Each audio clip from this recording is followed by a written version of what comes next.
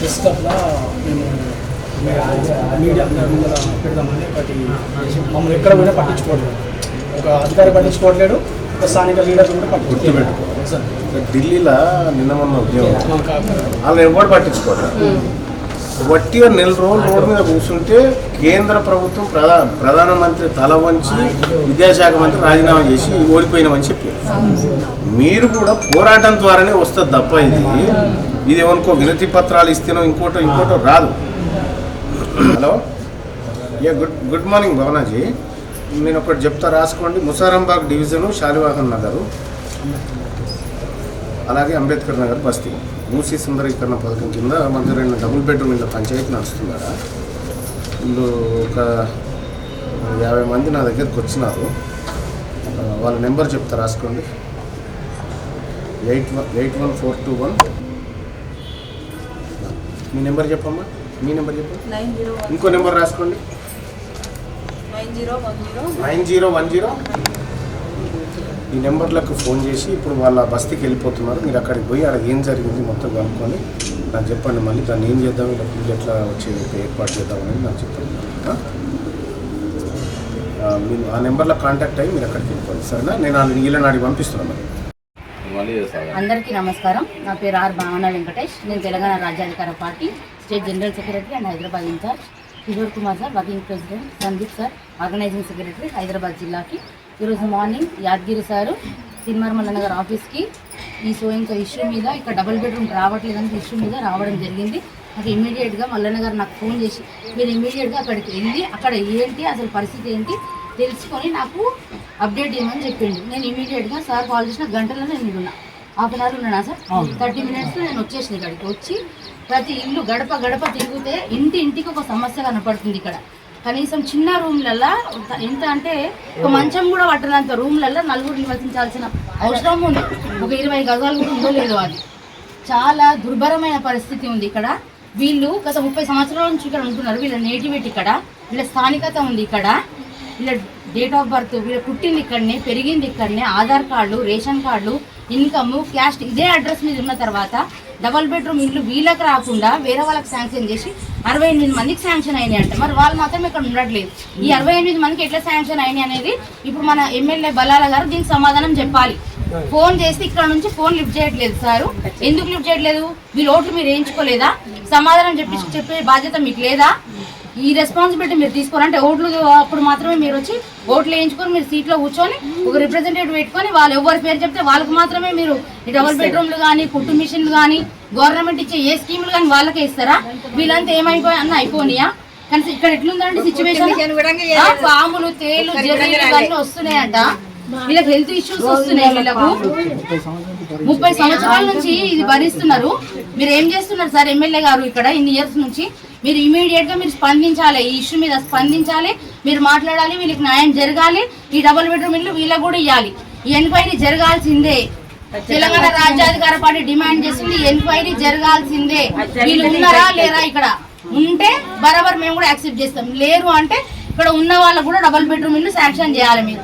లేకపోతే మాత్రం ఇది జరిగే వరకు తెలంగాణ రాజ్యాధికార పార్టీ ఊరుకోదు. మీరు ఇచ్చే వరకు మేము దీని మీద పోరాటం ఆగదు. మీరు ఎవరితో మాట్లాడతారో ఏం మాట్లాడతారో మీరు చేయండి. మేము సాధించే వరకు మేము వదిలిపెట్టామని మేము వేదిక ద్వారా హెచ్చరిస్తూ ఉన్నాం సార్.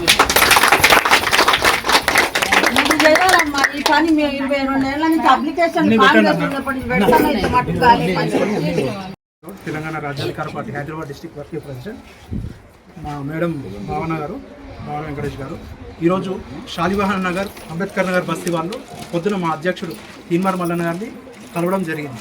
ఏ విషయమే అంటే ఇక్కడ ఎవరికైతే ఇక్కడ పేదలు నివసిస్తున్నారు, గత 30 ఏళ్ళ నుంచి ఇక్కడ దగ్గర ఒక 97 కుటుంబాలు ఇక్కడ నివసిస్తున్నాయి ఈ శాలివాహన్ నగర్. అయితే వీళ్ళకి ఏంటంటే ఇక్కడ కేసీఆర్ డబుల్ బెడ్రూమ్ శాంక్షన్ చేసిండు. యాక్చువల్ స్టార్టింగ్ అతను చేశాడనమాట, అందరికీ పేదలకు డబుల్ బెడ్రూమ్ ఇవ్వాలని చెప్పేసి. అతని తర్వాత మళ్ళీ రేవంత్ రెడ్డి వచ్చిండు. తర్వాత ఇక్కడ ఉన్న పేదలకి ఏంటంటే సెకండ్ ఫేజ్లో, ఫస్ట్ ఫేజ్లో కేసీఆర్ ఇచ్చిండు, సెకండ్ ఫేజ్లో ఇప్పుడు రేవంత్ రెడ్డి ఇస్తుండే ఏవైతే కేసీఆర్ గారు ఇల్లు కట్టిరో ఈ పేదలకు ఇక్కడ మూసి పక్కన వీళ్ళు నివసిస్తున్నారు. వీళ్ళకి అందరికీ కూడా ఇక్కడ ఇల్లు ఇస్తా అని చెప్పేసి మామూలుగా పేదలు ఎవరైతే ఇక్కడ ఉన్నారో, ఇల్లులో కబ్జాలో ఉన్నారో, ఎవరైతే 30 ఏళ్ళ నుంచి పొజిషన్లో ఉన్నారో వాళ్ళకి ఇల్లు రావాలి. యాక్చువల్లీ ఇక్కడ ఏమైందంటే వచ్చాయి, ఇక్కడ ఇల్లులు వచ్చాయి, కాకపోతే ఇక్కడ ఉన్న వాళ్ళకి రాలేదు. ఇక్కడ కొందరు బస్తీలో ఎవరైతే కొందరు లీడర్లు ఉన్నారు, ఒక 5-6 మంది లీడర్లు ఉన్నారంట, కొందరు పేర్లు చెప్పారు, మీరు ఇదివరకే విన్నారు. వీళ్ళందరూ ఏం చేస్తున్నారంటే ఇక్కడ ఎవరైతే నిజంగా నివసిస్తున్నారో, ఇక్కడ 30 ఏళ్ళ నుంచి నివసిస్తున్నారో వాళ్ళకి పట్టాలు రాకుండా ఎవరైతే ఈ బస్తీ వాళ్ళు రిఫరెన్స్ ఇచ్చిర్రో, ఎవరైతే వాళ్ళు లంచాలు తీసుకొని వేరే వాళ్ళ పేర్లు చెప్పేసి అందులో ఎక్కిచ్చేసి రికార్డుల్లో ఎక్కిచ్చేసి వాళ్ళు ఇక్కడ ఉండకుండా కూడా వాళ్ళు ఇక్కడ ఉంటున్నట్టు ఏవో దొంగ డాక్యుమెంట్ అని సృష్టించి అక్కడ వాళ్ళకి పట్టాలు ఇవ్వడం జరిగింది. అయితే పట్టాలు ఇక్కడ కొందరికి ఇచ్చిర్రు. ఇక్కడ పట్టాలు ఇచ్చిన వాళ్ళది ఏంటంటే పట్టాలు ఎవరికైతే ఇచ్చిరో వాళ్ళ ఇల్లుని ఇక్కడ కూల్చేశారు. పట్టాలు ఇచ్చిన వాళ్ళకి ఇక్కడ ఇల్లు ఉండదు, పట్టాలు ఇచ్చిన వాళ్ళు ఇల్లు కూల్చేశారు. అయితే 68 మందికి పట్టాలు ఇచ్చారు. ఇక్కడ చూస్తే మాత్రం ఒక 5-6 ఇల్లు కూలగొట్టున్నారు. మిగతా వాళ్ళు ఇక్కడే ఉన్నారు. అయితే ఎవరైతే 68 మంది వాళ్ళు పట్టాలు తీసుకున్నారో ఇల్లు లేకున్నా కూడా వాళ్ళకి ఇక్కడ ఇల్లు లేకున్నా కూడా ఇల్లులు ఉన్నట్టు డాక్యుమెంట్స్ సృష్టించి అక్కడ పట్టాలు తీసుకున్నారు. వీళ్ళు ఇక్కడ మాకు ఇల్లులు ఉన్నాయి కదా, మా పట్టాలు ఏమంటే ఆల్రెడీ మీకు ఇచ్చిన కదా అని చెప్పేసి గవర్నమెంట్ ప్రశ్నిస్తుంది. పోలీసులకి అయితే పోలీసులు వాళ్ళేం పట్టించుకోవట్లేరు, ఎమ్మెల్యే పట్టించుకోవట్లేదు. ఇక్కడ అందరూ కూడా కుమ్మకైపోయి ఈ పేదలకి దగ్గర 30 సంవత్సరాలు ఉన్న పేదలకు అన్యాయం చేస్తారు. వీళ్ళ దగ్గర కరెంట్ బిల్లులు ఉన్నాయి, నల్ల బిల్లులు ఉన్నాయి.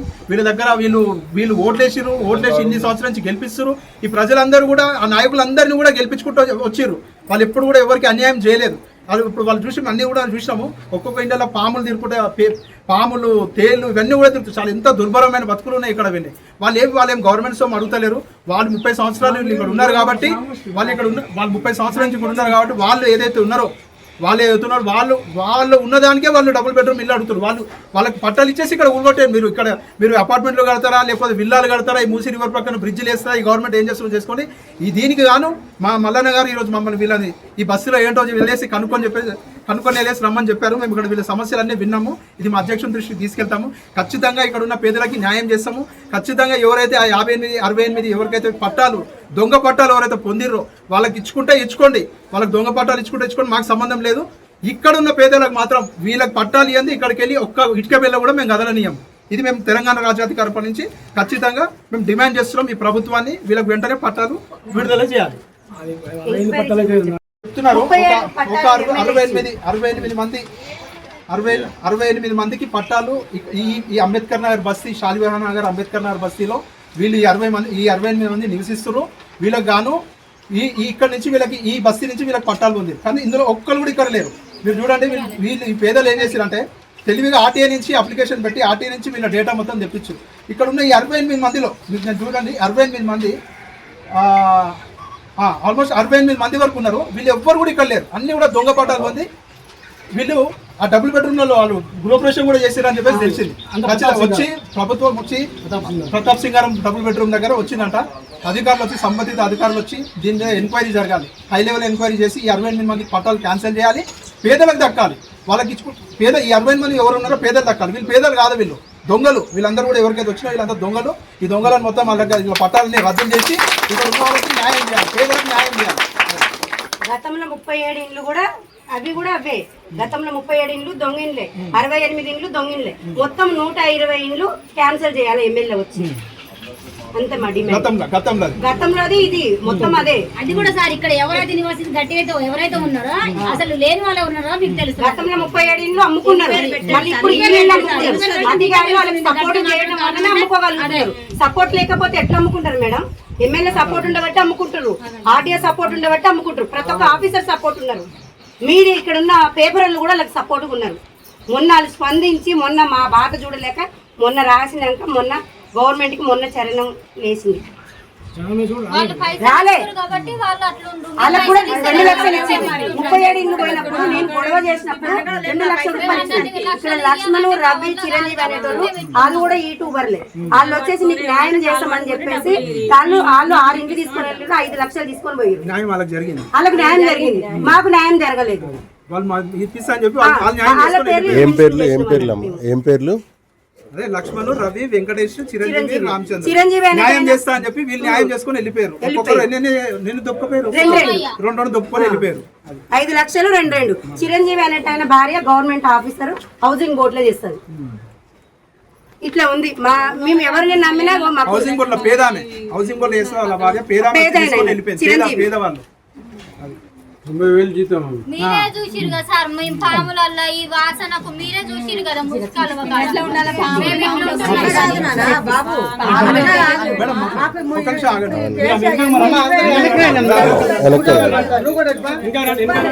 మేము ఇట్లా ఇల్లు అమ్ముకుంటారని చెప్పేసి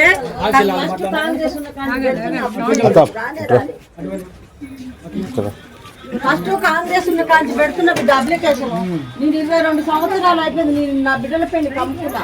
అగో ఈడ నా బిడ్డ ఒక్క రూమ్ ఇచ్చిన బిడ్డల్లో ఉన్నా ఎన్నిసార్లు పెట్టినా అప్లికేషన్ పెడతా పెట్టి చేస్తానన్నారట ఇంకో లీడర్ని పిలిచాం. ఎవరు అన్నోళ్ళు లేరు. మాకు న్యాయం జరగాలని ఆమె మీద తిట్టలే.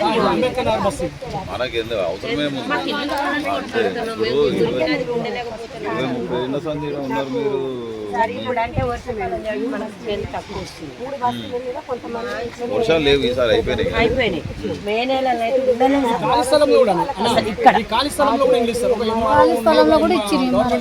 ఏమైనా వేసిన డోర్ తీయకుండా పనికి పోయి ఒక్కతే తీసుకుంటుందా? ఐదుగురు ఎవరెవరు? సోమయ్య, ఉపేందరు, లక్ష్మమ్మ, ఆరోగ్య, సంపతి, అనిలు 6 మంది. మనిషికి ఎంత పంచుకుంటారు మరి? ఇక వాళ్ళు ఎంత తీసుకుంటారు సార్? 2.5 లక్షల నుంచి 3 లక్షలు తీసుకుంటున్నారు ఒక ఫ్లాట్ ఒక ప్లాట్ వచ్చి. మేమైనా సార్ ఇప్పుడు అంటే 2.5 లక్షల నుంచి 3 లక్షలు ఇస్తే వారం రోజులు మాకు ఇల్లు ఇప్పిస్తారంట. మీ ఇల్లు మీరు ఎక్కడ తిరుగుతారో తిరగండి, ఎవడు ఇల్లు ఇప్పిస్తాడో మేము చూస్తాం. ఎట్లా తిరిగినా మీరు నా కాడికి రావాలి మీరు అన్న లెక్క మాట్లాడుతున్నారు వాళ్ళు అంటారు. కొంచెం కిందికుంటాయి సార్ మాది ఖాళీ అయితే 20 ఇండ్లు ఉండే మాకు అక్కడ లైన్గా.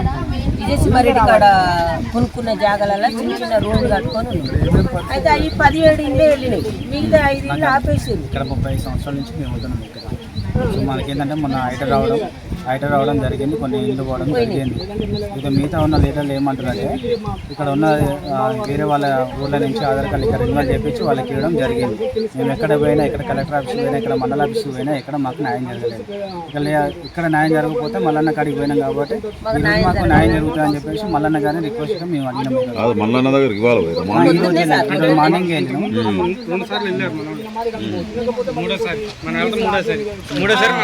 ఇళ్ళల్లో 15 పోయినాయి. ఇంకా వాళ్ళే మళ్ళీ పైన 2 ఇల్లు తీసుకున్నారు. మా ఇల్లు ఆగిపోయినాయి సార్ అక్కడ. సంబంధం లేదు. ఇది ఒక ఇంట్లోనే 10 నిరుపేద కుటుంబాల మీద పుట్టగొట్టారు ఇస్తే ఇచ్చిన వాటి మీద ఎంక్వైరీ పెట్టాడు. ఇప్పుడు ఏదైతే తీసుకున్నామో దాని మీద ఎంక్వైరీ పెట్టాడు. ఎంక్వైరీ పెట్టేసి ఆ ఇల్లు ఉన్నవాడిని పట్టా ఇచ్చి పంపించేసాం. శాంక్షన్ అయిన ఇండ్లు మాకే రావాలి. మా పేరు పెట్టుకొని లీడర్లు వేరే ఊర్లో ఉన్న వాళ్ళకి అమ్ముతున్నారు. ఒక్కొక్కరి దగ్గర 3 లక్షలు 4 లక్షలు తీసుకొని అమ్ముకుంటున్నారు. మరి మా ఏరియాకి వచ్చినాయి మాకే ఇవ్వాలి కదా అని మేము పోయి అడిగితే నువ్వు 3 లక్షలు నీకు ఇస్తా ఇల్లు, నువ్వు ఒక 3 లక్షలు నీకు ఇస్తా, నీకు ఉట్టిగానే ఇయ్యను. మరి మాకు ప్రూఫ్ మొత్తం ఇక్కడ ప్రూఫ్లు ఉన్నా లేకున్నా అది మాకు సంబంధం లేదు. ఇల్లు కావాలంటే పక్కా 3 లక్షలు ఇవ్వాలని మా బస్సు లీడర్లు అంటున్నారు. మేము ఎక్కడికి పోయినా మాకు ఎవరు మమ్మల్ని చూసి కూడా ఎవరు మాకు ఎలాంటి సహకారం కూడా చేస్తలేరు. మండల ఆఫీస్కి పోయినాం, అది కలెక్టర్ అమ్మ కాడికి పోయినాం, ఎక్కడికి పోయినా మమ్మల్ని ఎవరు పట్టించుకుంటలేరు. ఏమన్నంటే మీ బస్సుకి శాంక్షన్ అయిన ఇల్లు ఆల్రెడీ, మన శాంక్షన్ అయినాక వాళ్ళు మీరు ఎందుకు వస్తారు, మీకు ఇచ్చేసిన మీకు ఇప్పుడు ఇల్లే లేదు, ఎప్పుడు హైడ్రా వస్తే మీరు అప్పుడు వెళ్ళిపోవాలి అని చెప్తున్నారు. ఎక్కడ పోయినా ఎవరు మీరు మా సంబంధం లేదు, మీకు మీ లీడర్లకు ఇచ్చేసిన వాళ్ళని పోయి మీరు అడుక్కోండి. వాళ్ళని పోయి వాడితే ఏమంటారు వాళ్ళు, 3 లక్షలు నువ్వు నీకు ఇస్తా ఇల్లు, మేము ఎట్లా ఇవ్వాలి 3 లక్షలు మాకు ఇక్కడే అన్నీ ఉన్నాయి. 30 ఏళ్ళ నుంచి మేము ఇక్కడనే ఉంటున్నాం. మాకు అన్ని ఎంక్వైరీ చేసి మాకు ఇల్లు సంబంధం ఏళ్ళలో మా ఇంటి ముందర ఫోటో దిగిపోయి మేము పల్లకు పోయి చూసి మా ఇంటి ముందర ఫోటో దిగి మా ఇంటి మీద పేరు మా ఇంటి పేరు మీద వాళ్ళు ఇల్లు తీసుకున్నారు, తీసుకొని అమ్ముకున్నారు. మాకు ఇప్పుడు పోయి అడిగితే మీకు ఇల్లు లేదు. ఎందుకు లేదు మేడం అంటే మీరు రాలేదు, మీరు తిరగలేదు, మీరెవరమ్మా ఇప్పుడు వచ్చి మాట్లాడుతున్నారు ఇల్లు కావాలని, 2 రోజులు నువ్వు ఎక్కడ పోయినావని ఆ మండల ఆఫీసులో మేడం అంటుంది. పరిష్కారం జర మీరే లీడర్లను అడుగురి అని అంటారు. ఎక్కడ పోతారు, ఇళ్ళలోనే ఉంటారు. లీడర్లను అడుగురి అని అంటే లీడర్లు ఏమో వాళ్ళు అమ్ముకుంటారు. మరి మేము పైసలు ఇవ్వమంటే మేము ఇయ్యలేము కదా సార్, మేము చేసుకుంటేనే వెళ్తుంది మాకు. మాకు ఎవరన్నా పెట్టేటోళ్ళు కానీ ఎవరు లేరు కదా, మేము అన్ని పైసలు ఇవ్వనికే కానీ పైసలు ఎందుకు ఇవ్వాలి సార్? మేము ఇదే బస్సులో 30 ఏళ్ళ నుంచి ఉన్నాం. పైసలు ఎందుకు ఇవ్వాలి? మాకు ఆధార్ కార్డు ఈయన ఉంది, ఓటర్ ఐడి ఈయన ఉంది, రేషన్ కార్డు అన్ని ఉన్నాయి, ఇక్కడే ఉన్నాయి. ఇక్కడనే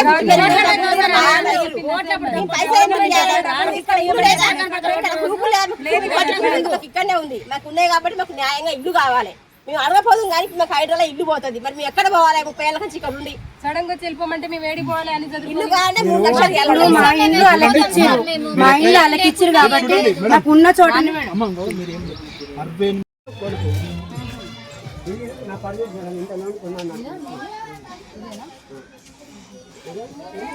ఇల్లు దాటే సౌతల ఇంటికి ఇల్లు వస్తుంది. మొత్తం కట్టబోయింది మేడం. ఒకసారి మా అమ్మలకు పోయిందని నా భార్య చనిపోయింది. ఓటనే ఫోటో అక్కడ ఏంటి కట్టబెట్టింది మేడం. నా భార్య చనిపోయింది. నా భార్య చూసుకుంటుంది క్యాన్సర్ ఎన్ని కట్టబెట్టుకున్నాను. మాకు ఇవ్వకపోయినా ఎంత బాధ ఉండదు మేడం. ఈయన ₹1,00,000 ఇచ్చుకున్న స్తోమత ఉందా మేడం? ఇలా భార్య క్యాన్సర్ తో చనిపోయింది. ₹1,00,000 ఇచ్చే స్తోమత లేదు. ₹1,00,000 అడుగుతున్నారు. ఎవరమ్మా అడిగిన లీడర్ స్థానిక లీడర్ పేరు చెప్పమ్మా. లక్ష్మి ఎవరికి భయపడాల్సిన అవసరం లేదమ్మా. భయపడేదాన్ని అయితే ఆటే దానికి నేను పోను. నేను ఒక్కదాన్ని ఫైట్ చేయను. నిన్ను డబ్బులు ఎవరు అడిగిరో చెప్పు సార్కులకు. అందరు అడిగాను. నాకు డబ్బులు ఇస్తే నీకు ఇస్తా, లేకపోతే నీకు లేదు. పేర్లు చెప్పు. డబ్బులు ఇస్తేనే డబుల్ బెడ్రూమ్ శాంక్షన్ చేస్తా అంటున్నారా? అంటున్నాడు. ఎన్ని డబ్బులు అడుగుతారు? 2 లక్షలు, 1,50,000, 3 లక్షలు. నాకు తిన్నికని గతిలేదు మేడం. చూడండి నా సిప్పలు నాకు గుర్తు చూడండి. ఒకసారి ఈవ తీసుకొని ఎన్ని కట్టలు పడుతుంది ఎట్లా పండుకుంది మేడం వానకాలం. అది నా పరిస్థితి. నీకు రోజు కూలి చేసుకొని నీకు ఇల్లు గడవడం ఇట్లాంటి వాళ్ళు చాలా కుటుంబాలు చాలా కుటుంబాలు నేను చెప్పేసి నేను ఫైట్ చేస్తున్నా. నా మీద తిట్టటము, మీరు 9 మంది కలిసి నన్ను చంప అనటము అన్నందుకు నేను పోయి కమిషనర్ కలెక్టర్ లెటర్ పెట్టి కమిషనర్ రాసి కమిషనర్ నుంచి మళ్ళీ ఇక్కడికి వచ్చింది వర్క్పేటకు. అక్కడి నుంచి వచ్చినాక కూడా వాళ్ళు పట్టించుకోలేదు నన్ను. నలుగురు మీద లక్ష్మణ్, రవి వీళ్ళ మీద నేను కేసు బుక్ చేస్తామా. ఏం చేస్తావు కాక? సరే అని కూడా నేను కూరగాయలు అమ్ముతావు? ఎంక్వైరీ చేసి ఎంక్వైరీ చేయాలి. వాళ్ళ మీద కేసు కూడా ఫైల్ చేయలేదు మేడం. సంజీవ రెడ్డి ఉంది. ఏపీఎస్ అమ్మా, మన మలక్పేట్ పిఎస్ సంజీవ రెడ్డి. కంపల్సరీ మేము మీరు అన్యాయం జరిగిందని మా దగ్గరకు వచ్చి ఇయ్యాల. తెలంగాణ రాజ్యాధికారి మీకు అండగా నిలబడుతుంది పార్టీ. ఎమ్మెల్యేతో మాట్లాడతా. ఇప్పుడు సమస్య పరిష్కారం అవుతుంది. అదే ఎట్లా చేయాలో మాకు తెలుసు కాక. ఇప్పుడు మా పరిస్థితి ఏంటి? గట్టి వర్షం వస్తే ఏముంది, పట్టలు కట్టుకొని కాపురం చేస్తున్నాం. పట్టలు కట్టుకొని కాపురం చేస్తున్నాం. మరి ఇంత ఘోరంగా ఉంటే వచ్చిన వాళ్ళకి 4-5 ఇళ్ళు వస్తున్నాయి. మాకు అసలు ఒక ఇల్లు రావట్లేదు. 30 సంవత్సరాలు ఆడమించి ఇక్కడ ఉంటున్నాం మేడం. మేము మా పిల్లల సర్టిఫికెట్లు, పెళ్ళైన మ్యారేజ్ సర్టిఫికెట్లు కూడా చూపించమంటే చూపిస్తాం. అన్ని ఇక్కడే ఉండే. మరి ఇప్పుడు మాకు ఇల్లు రాకపోతే ఎంత ఘోరంగా ఉంటే చెప్పండి. అన్ని పెట్టుకోండి అమ్మా, మాట్లాడతాము. అన్ని కూడా మీ దగ్గర అన్ని పెట్టుకోండి. వాళ్ళకి ఇల్లు రావాలి. వాళ్ళు చదువుకున్నారు. ఇక్కడ సర్టిఫికెట్లు ఉండే, ఈ ఆధార్ కార్డులు, ఓటర్ కార్డులు అన్ని ప్రూఫ్లు ఇక్కడే ఉండే. చూపించమంటే మీకు చూపిస్తాం.